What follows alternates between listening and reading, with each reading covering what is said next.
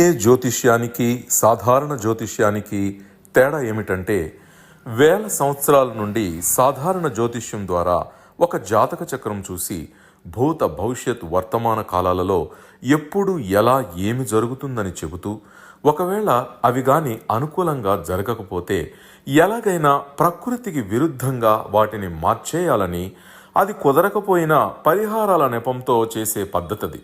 కానీ దానికి మారుగా డిఎన్ఏ జ్యోతిష్యం ద్వారా ఇవన్నీ ఎందుకు జరుగుతున్నాయని కనుగొని ఒక పని చేసే ముందే అది సరైనదా కాదా అని సరైన సమయంలో మనము తీసుకునే మంచి నిర్ణయం జీవితంలో అన్నింటిలో విజయాలు సాధించడానికి సలహాలు మార్గదర్శకాలు చెప్పే నిజమైన జ్యోతిష్య విధానం ఇది. ఏది మీకు అవసరమో మీరే నిర్ణయించుకోగలరు. అందరికీ నమస్కారములు.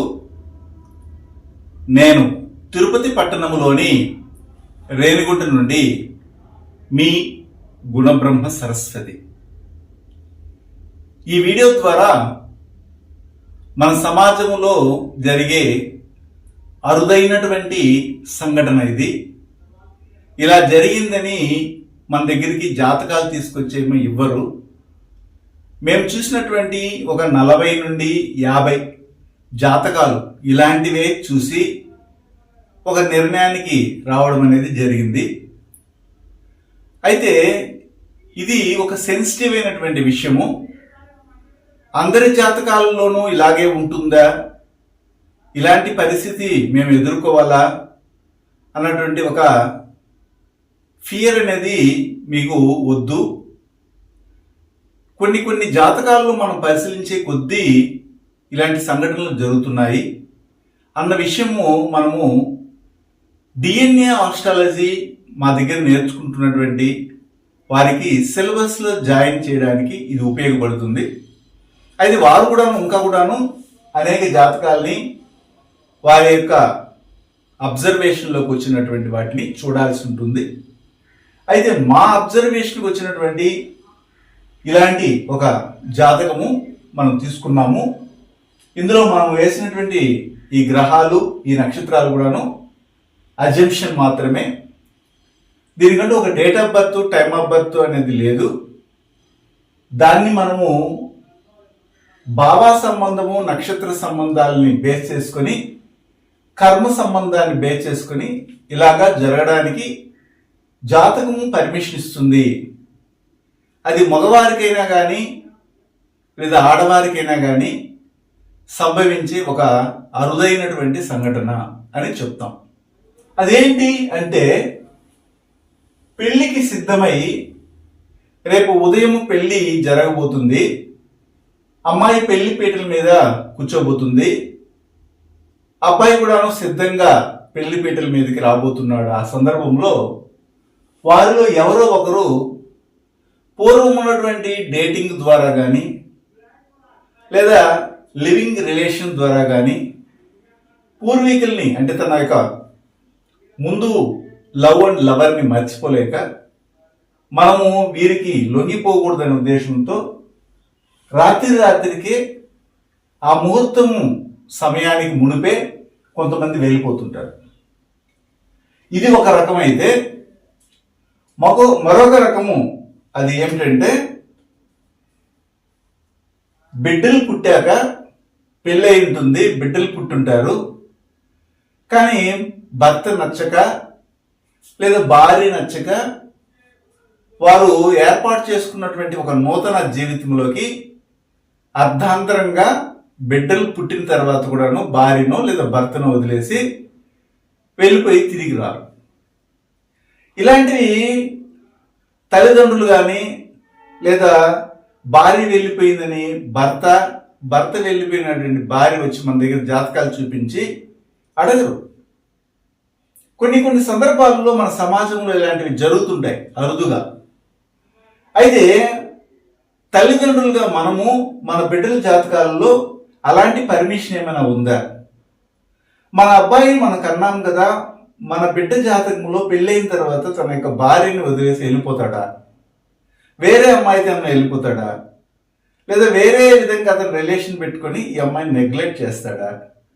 లేదా మన అమ్మాయి ఉంది కదా, మన అమ్మాయి జాతకం ఎలాంటి పర్మిషన్ ఇస్తా ఉంది, పెళ్లి ఇప్పుడు చేస్తున్నాము, పెళ్లి జరిగినంత వరకు మీరు ఎలా చెప్తే అలాగండి మేము వింటాము అని అంటూ అమ్మాయిలు కానీ అబ్బాయిలు కానీ తీరా ఆ సంఘటన జరిగే సమయంలో వారికి మనసుకు నచ్చిన వారితో వెళ్ళిపోవడము, విషాదవంతమైనటువంటి జీవితాన్ని ఈ తల్లిదండ్రులకి మిగిల్చి వెళ్ళడం అనేది జరుగుతూ ఉంది. ఇది అవునా కాదో మీరు కూడాను ప్రాక్టికల్గా అనుభవిస్తున్నటువంటి వారికి అయితే తెలుస్తుంది. ఇదేదో థియరిటికల్గా సిద్ధాంతపరంగా పుస్తకాలు ఎక్కడైనా ఉన్నాయా అని మాత్రం దయచేసి అడగండి. ఇవన్నీ కూడాను మన యొక్క అనుభవ సారం. చాలా కుటుంబాల్లో ఇలా జరుగుతున్నాయి. నేను ఇంతకుముందు కొన్ని వీడియోలు కూడా పెట్టాను. ఒక అమ్మాయి లేదా అబ్బాయి పెళ్లికి మునిపే వేరే వారితో వెళ్ళిపోయినట్లయితే వారికంటూ ఒక కాంబినేషన్ ఉంటుంది. అలాంటి కాంబినేషన్ ఉన్నటువంటి వారితో చాలా జాగ్రత్తగా ఉండి వివాహం చేయాలి. మీకు మాత్రం ముందర గంగిరెద్దుల్లాగా తలకాయ ఉంచుతూనే ఉంటారు అమ్మాయి కానీ అబ్బాయి కానీ. మీరు పశువులాగా ఊరంతా తిరిగి ప్రపంచమంతా తిరిగి 5 సంవత్సరాలు 6 సంవత్సరాలు కరెక్ట్గా ఇంకా రెడీ చేస్తారు అబ్బాయికి అమ్మాయిని, అమ్మాయికి అబ్బాయిని. రాత్రి చెప్తుంది ఇంకా అయిపోయింది, రేపు తెల్లవారితో మనం నిశ్చితాములకు వెళ్తానంటే, లేదు డాడీ నేను ఇలాగ అమ్మాయిని ప్రేమిస్తున్నాను, నేను అబ్బాయిని 5 సంవత్సరాలుగా ప్రేమిస్తున్నాను. అదేంటి నాయనా, నేను 5 సంవత్సరాల నుండి ఒక దేశ దిమ్మరిలాగా కాళ్ళకి చెప్పులు అరిగిపోయేటట్టుగా వ్యయ ప్రయాసలు తిరిగి తిరిగి పెళ్లి చూపులకి రెడీ చేస్తే ఇప్పుడు ఇలాగ అంటున్నామంటే, వాళ్ళతో కానీ నాకు వివాహం జరగకపోతే నేను చనిపోతాను, వాళ్ళతో కానీ వివాహం జరగకపోతే నేను అన్నం తినను, నేను ప్రేమించిన అబ్బాయి నేను ప్రేమించిన అమ్మాయి కంటే గొప్ప అబ్బాయిని కానీ అమ్మాయిని కానీ మీరు నా జీవితంలోకి తెచ్చి ఇవ్వగలరా? ఇలాంటి సినిమా డైలాగులు కొట్టి చాలా వరకు తల్లిదండ్రుల యొక్క శ్రమను దోచుకుంటుంటారు. ఏ తల్లిదండ్రి కూడాను తన బిడ్డలు చెడిపోవాలని, నాశనం అయిపోవాలని కోరుకోరు. మంచిగా జీవించాలని, ఉన్నతమైన స్థితిలో ఉండాలని కోరుకుంటారు. ఎవరి ప్రేమ అనురాగాలు స్వార్థంతో కూడి ఉన్నప్పటికీ తల్లి తండ్రి ప్రేమ స్వార్థం లేదని నేను మాత్రం అంటున్నాను. ఎందుకంటే అది అనుభవంతో వస్తుంది. అయితే ఇక్కడ మనం గమనించినట్లయితే ఇక్కడ మేల్ అనే హోరోస్కోపు, ఫిమేల్ హోరోస్కోపు తీసుకున్నాము. వీరిద్దరికి పెళ్ళి అయ్యింది. అయితే పెళ్లి కాకమునుపే ఎవరైనా కానీ అబ్బాయి కానీ అమ్మాయి కానీ వెళ్ళిపోతారు తల్లిదండ్రులకు చెప్పకుండా. అలాంటి వారి కాంబినేషన్ నెంబర్ 1 కాంబినేషన్ ఏమిటంటే 5, 7, 8 భావాలు భావాధిపతుల యొక్క సంబంధం. అంటే అది దృష్టి కావచ్చు, కలయిక కావచ్చు, లేదా నక్షత్ర చార కావచ్చు, పరస్పరం ఒకరినొకరు చూసుకోవడం కానీ ఇలాంటివి జరిగి ఒకరి జాతకంలో 5, 7, 8 కాంబినేషన్ కానీ అబ్బాయి జాతకంలో కానీ అమ్మాయి జాతకంలో కానీ ఉంటే జనరల్గానే ఇలాంటి వారి జాతకాలను పరిశీలించినప్పుడు వీరు పెళ్లి కాకమునిపే వెళ్ళిపోతారు, తల్లిదండ్రులకి చెప్పరు, వెళ్ళి పెళ్లి చేసుకుని వచ్చేస్తారు అని మనము డిసైడ్ చేయొచ్చు. ఇలాంటి పరిస్థితుల్లో ఆ జాతకము పర్మిషన్ ఇస్తా ఉంది. ఇది మనం గమనించాలి.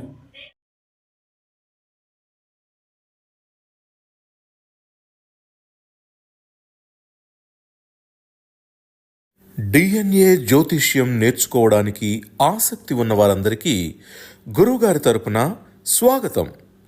దైవజ్ఞ శ్రీ గుణబ్రహ్మ సరస్వతి గారి నుండి ఆన్లైన్ ఆడియో క్లాసుల ద్వారా అద్భుతమైన ఈ వంశపారంపర్య జ్యోతిష్యంను బేసిక్స్ నుండి అడ్వాన్స్ వరకు నేర్చుకోవాలంటే మీరు ఒక్కసారిగా ఫీజు చెల్లించేస్తే మిమ్మల్ని డిఎన్ఏ వాట్సాప్ గ్రూప్లో యాడ్ చేసినప్పటి నుండి మీ జీవితకాలం డిఎన్ఏ జ్యోతిష్యానికి సంబంధించిన క్రొత్త అప్డేట్స్ని ఆ వాట్సాప్ గ్రూప్లో నిరంతరం పొందవచ్చు. ఫీజు చెల్లించిన వెంటనే జరిగిపోయిన పాఠాలు మీ ఈమెయిల్ ఐడి ఇస్తే గూగుల్ డ్రైవ్కి మొదటే గురువుగారు పంపిస్తారు. అందులో మీకేదైనా డౌట్స్ వస్తే జూమ్ క్లాస్లో గురువుగారే స్వయంగా క్లియర్ చేస్తారు. పీడిఎఫ్ కానీ ప్రింటింగ్ మెటీరియల్ కానీ ఇవ్వబడదని గమనించగలరు. ఇక్కడ నేను తెలియజేసినటువంటి 5, 7, 8 కాంబినేషన్ అబ్బాయి జాతకంలో కానీ అమ్మాయి జాతకంలో కానీ ఉన్నట్లయితే ఈ మ్యాట్రిక్స్ కాంబినేషన్గా మనం తీసుకొని ఒక కాంబినేషన్ ఉన్నా కానీ వారు పెళ్లి కాకమునుపే ఖచ్చితంగా వెళ్ళిపోవడానికి ఈ జాతకం పర్మిషన్ ఇస్తుంది. అయితే వీరు ఖచ్చితంగా వెళ్ళిపోతారు అనేది కర్మ ఏమైనా రిలేట్ అవుతా ఉందా అనేది మనం రెండవసారి చూసినట్లయితే ఈ 5, 7, 8 భావాలు భావాధిపతులు ఎక్కడో ఒక చోట కుజకర్మతో కనెక్ట్ అవుతాం. కుజకర్మ రిజిస్ట్రీతో కనెక్ట్ అవుతుంది. లేదా 11వ భావము లేదా శనితో కనెక్ట్ అవుతాం. ఇవి రెండింటిని మనం అబ్జర్వ్ చేయొచ్చు. మూడోది ఏమిటంటే ఇక్కడ 5వ భావము 7వ భావము లగ్న సంబంధపడి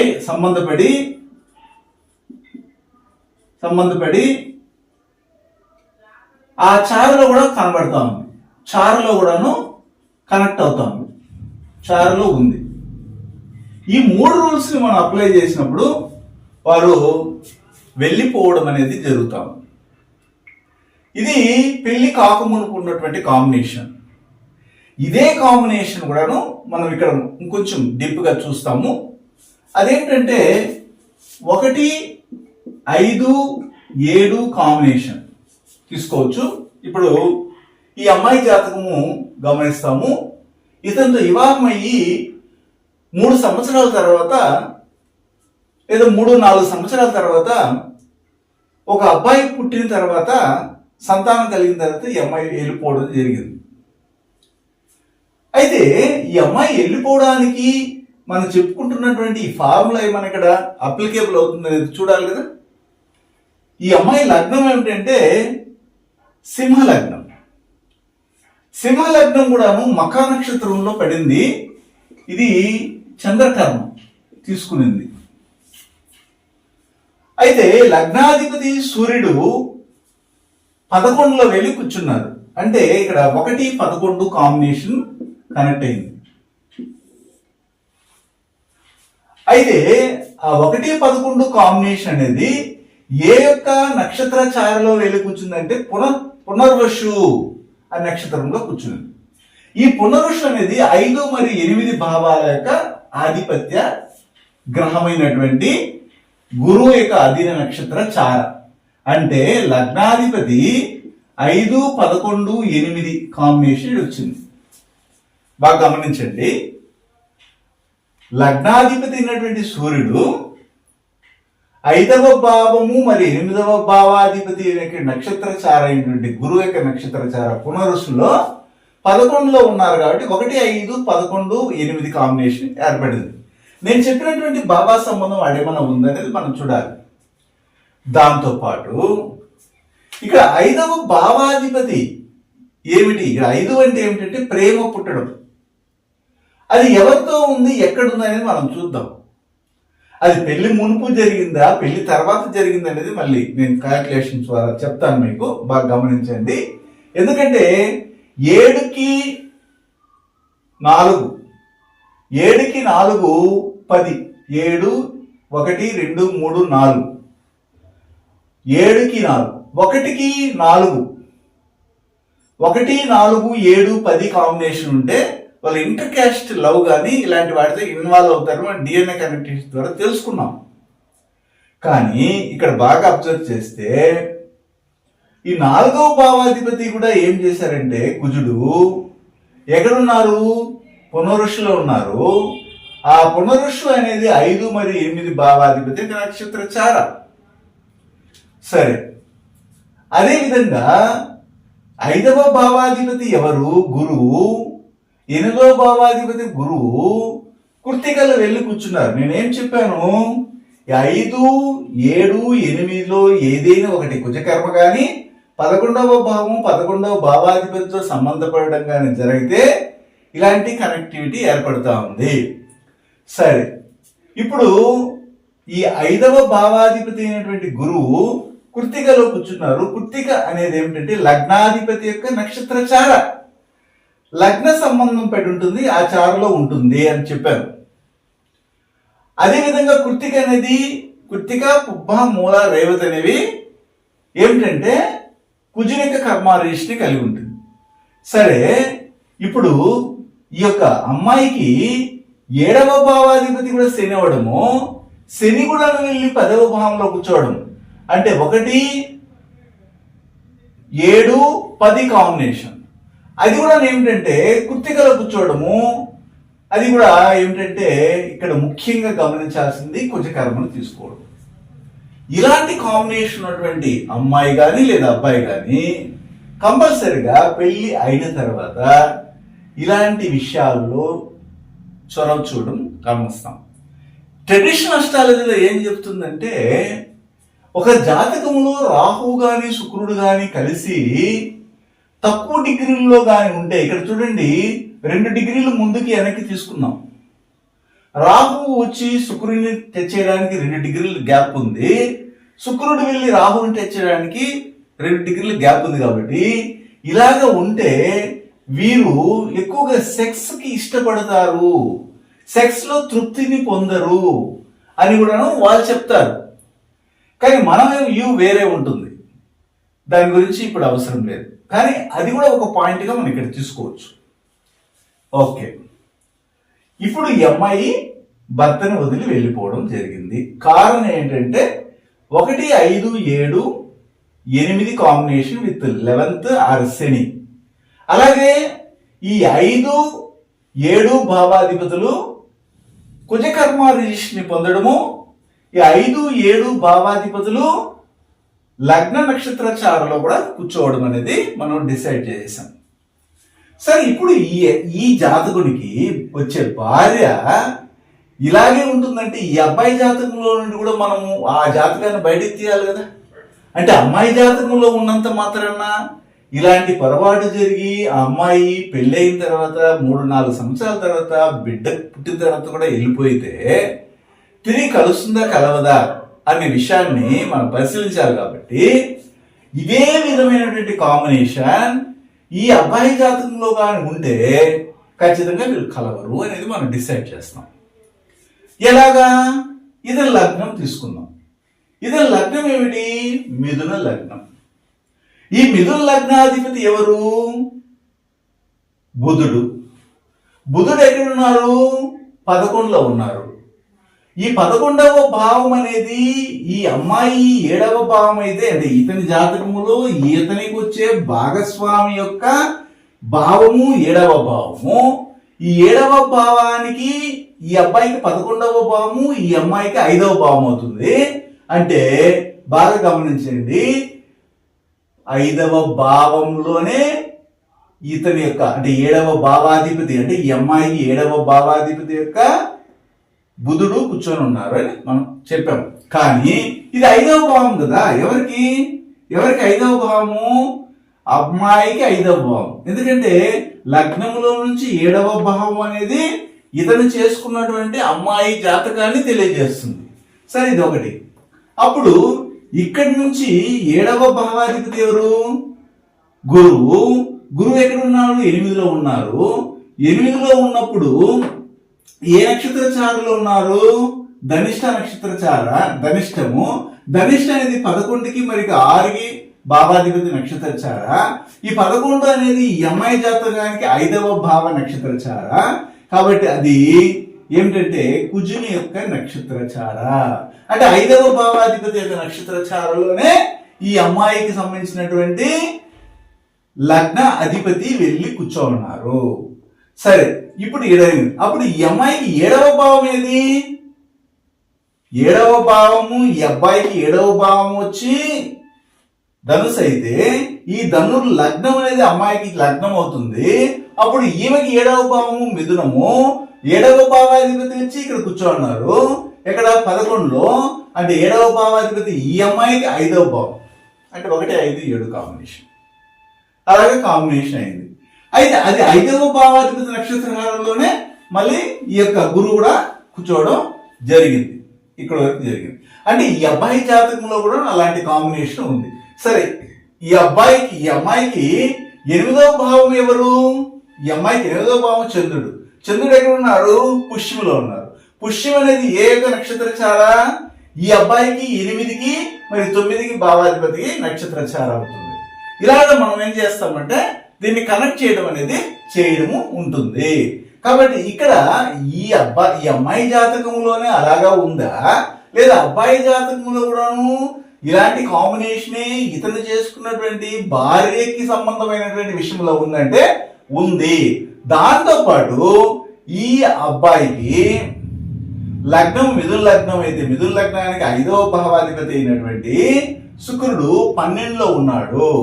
ఈ 12వ భావం అనేది ఈ అమ్మాయి లగ్నంలో నుండి చూస్తే 5వ భావం అనేది 11వ భావం అవుతుంది. అంటే 11వ భావాధిపతి వెళ్ళి 6లో కృత్తిక నక్షత్రంలో ఉన్నారు. లేదా 11వ భావాధిపతి డైరెక్ట్ గా కూడాను కుజకర్మను తీసుకున్నారు.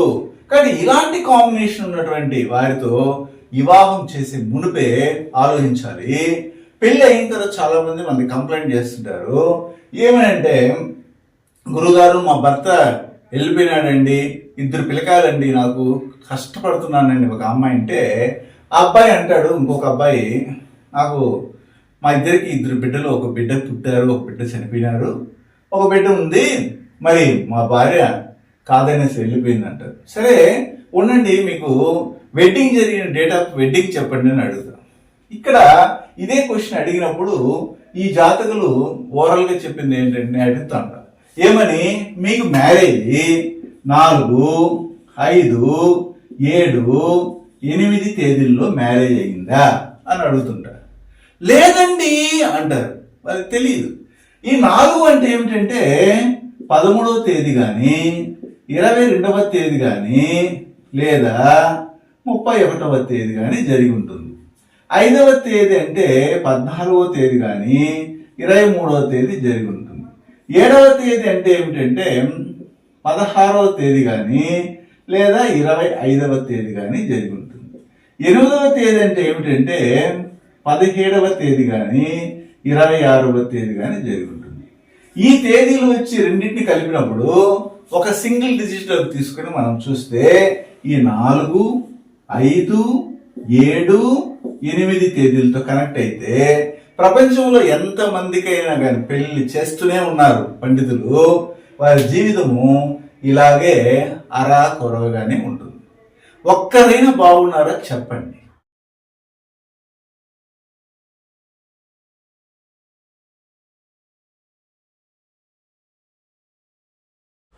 గురువు గారి నుండి DNA ఆస్ట్రాలజీ ప్రకారంగా మీ జాతక పరిశీలన చేయించుకుని సలహాలు మార్గదర్శకాలను పొందాలంటే మా త్రిశక్తి DNA ఆస్ట్రాలజీ యూట్యూబ్ ఛానల్లో మరిన్ని వీడియోలు చూసి ఒక అవగాహనకు వచ్చాక మీకు ఉపయోగపడుతుందనిపిస్తేనే ఫోన్ ద్వారా కానీ లేదా డైరెక్ట్గా కానీ అపాయింట్మెంట్ కొరకు సంప్రదించగలరు.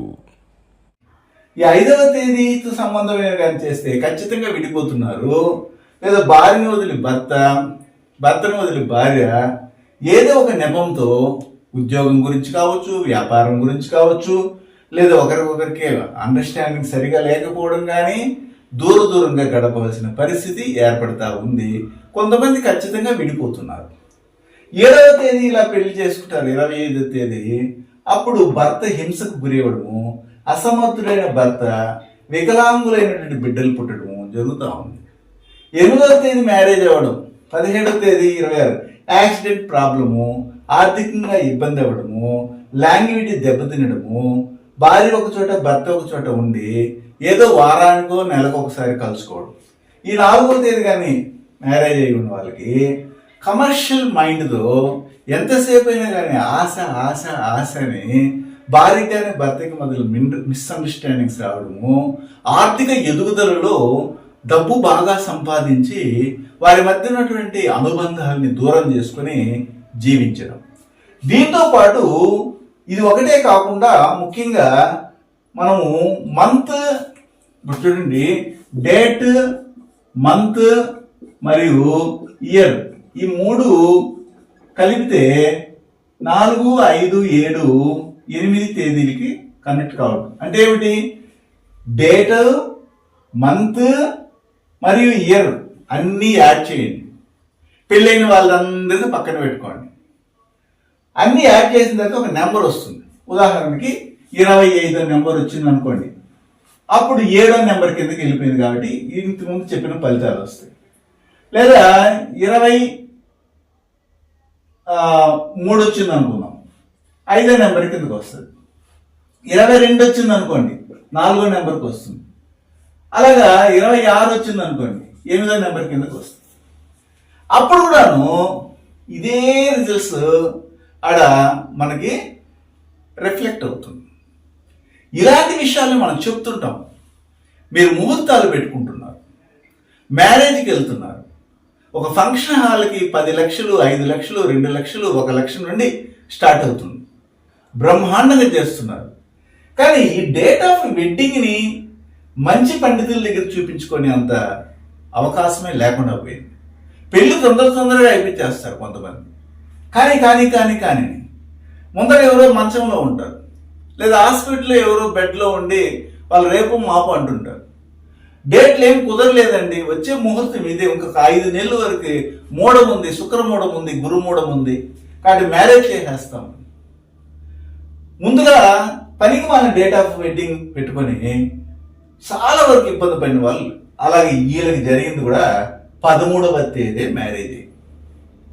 మరి ఇలాంటి జీవితాల్ని ఎంతో వైభవంగా వివాహం చేసి మధ్యలో అర్ధాంతరంగా అమ్మాయి వెళ్ళిపోవడము లేదా అబ్బాయి వెళ్ళిపోవడం జరిగితే ఆ పరువు ప్రతిష్టలు ఏమవుతాయి? ఆ బిడ్డలు దిక్కులేని వాళ్ళుగా ఉంటారు.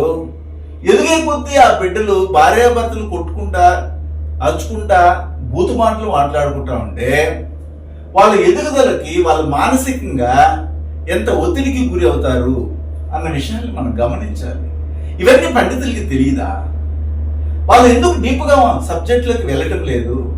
పై నక్షత్రాలు, ఈ అమ్మాయి విశాఖ నక్షత్రంలో పుట్టింది, ఈ అబ్బాయి పుష్యమి నక్షత్రంలో పుట్టాడు అని చేస్తున్నారు.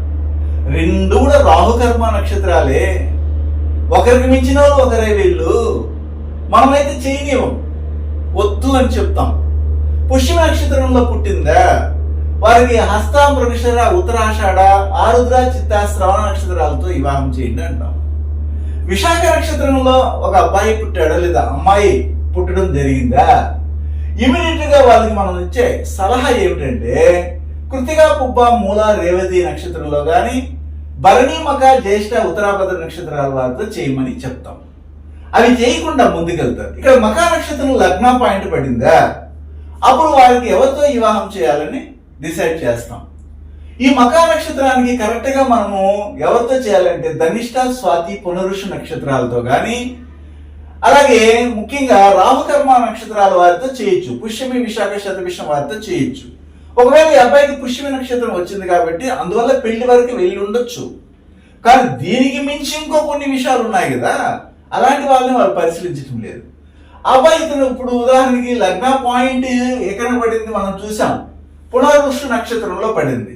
అప్పుడు పునరుష నక్షత్రంలో లగ్న పాయింట్ పెడితే ఈ అమ్మాయికి దేంట్లో ఎక్కడ వెళ్ళి మనం వివాహం చేయాలంటే మెయిన్ గా హస్త, మృగశిర, ఉత్తరాషాఢ నక్షత్రాలతో వాళ్ళతో వివాహం చేయాలి. రోహిణి, ఉత్తర, పూర్వాషాఢ నక్షత్రం వాళ్ళతో వివాహం చేయాలి. అది కరెక్ట్ కాలేదు. అలాంటప్పుడు ఈ వివాహ జీవితం దెబ్బతింటుందని మనము నిక్కచ్చిగా చెప్తున్నాం. ఇవన్నీ వాళ్ళకి అవసరం లేదు. ఫోన్ చేసి ఏమండి మా అమ్మాయికి అబ్బాయికి వివాహం చేయాలి, ఫారిన్ సంబంధం కుదిరిందండి, ఫారిన్ లో ఉన్నారండి, అన్ని మాట్లాడుకునేసినామండి, మీరు సింపుల్ గా చూసి ఈ నక్షత్రం వాడితే ఈ నక్షత్రం చేయొచ్చు అని అడుగుతారు. అది ఎలాగ వివాహం చేస్తారు మీరు? అలాంటి అపాయింట్మెంట్ మాకు వద్దు మా తల్లిలారా, మాకు వద్దనేసి నేను కట్ చేసి పడేస్తాను.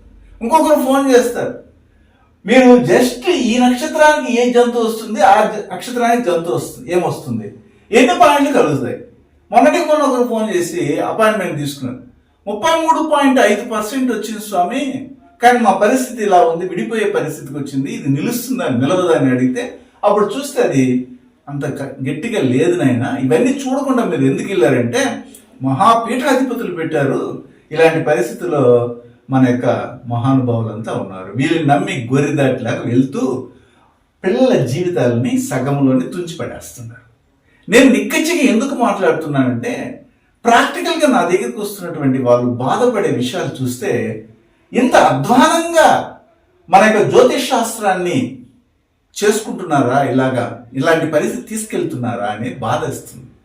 కానీ మనం డిఎన్ఏ ఆస్ట్రాలజీ ప్రకారంగా ఏమి మనకి ఉద్ఘాటిస్తున్నాం, గట్టిగా కంఠశ్వాసతో చెప్తున్నా మళ్ళీ అడుగుతారు, ఏమండి కుజదోషం ఉందంటే కదండి, దానికి ఏమైనా నివారణ? అది మా స్కూల్లో మేము చెప్పటం లేదు, మా సిలబస్లో లేదు, మా అంగిట్లో వాటి గురించి ఇవ్వము, సిలబస్లో విషయాలు చెప్పము, వేరే అంగడికి పోండి, వీధిలో కూర్చోన్నారు అని చెప్తారు. ఎందుకంటే ఆ కర్మాంతరమే లేదు. కుజదోషం అని కానీ సర్పదోషం అని ఇవన్నీ ఏమి లేదు. మనం తీసుకొచ్చినటువంటి కర్మ రిజిస్ట్రీ ఏమిటి, అది ఎంతవరకు పనిచేస్తా ఉంది, దాన్ని నల్లిఫై చేయడానికి ఇలాంటి అమ్మాయి వెళ్ళిపోతుందని మనకి ముందుగానే తెలిసినప్పుడు ఎవరితో వివాహం చేస్తే ఆమె అతనితోనే కుప్పకొడుతుంది అంటే ఏమిటి, జీవిస్తుంది అనేది మనం చూడాలి. అంతేగాని చేసేయండి పర్లేదు, పేర్లు మార్చేయండి, ఏం కాదులేండి, ఈ దశ జరుగుతూ ఉంది, చంద్రుడు బలంగా ఉన్నాడు, మంచిగా ఉన్నాడు, అది నాడు ఇది చేసేసి అర్ధాంతరంగా బిడ్డలు చెడిపోతున్నారు, భార్య మానసికంగా ఇబ్బంది పడుతుంది, భర్త తాగుబోతు అయిపోతున్నాడు, విల అని కొట్టుకుంటున్నారు. ఎప్పటికి మారుతారు మీరందరూ? మారే అవకాశము ఉంది, మన చేతిలో ఉంది. మంచి నిర్ణయం తీసుకుంటే ఆ జీవితము బ్రహ్మాండంగా ఉంటుందని నేను భావిస్తున్నాను. శుభం.